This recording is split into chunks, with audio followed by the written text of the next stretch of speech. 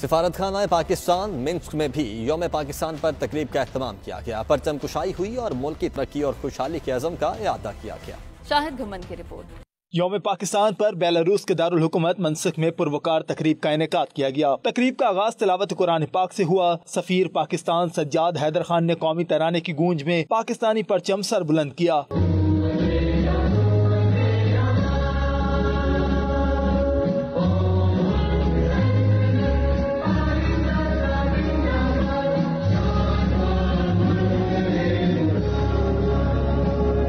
تقریب میں پاکستانی بچوں نے ملی نغمے بھی پیش کیے۔ ہر دل کی آواز، دل کی آواز، پاکستان زندہ باد، پاکستان زندہ باد۔ سفیر سجاد حیدر خان نے وزیر اعظم پاکستان عمران خان کا پیغام سناتے ہوئے کہا کہ 23 مارچ ہماری قومی تحریک کا سنہرا دن ہے۔ اس دن مسلمانان ہند نے اپنے لیے ایک آزاد ریاست کے قیام کا فیصلہ کیا۔ Primarily on this occasion, the embassy organizes one flag hoisting ceremony in the morning and one reception in the evening for the dignitaries.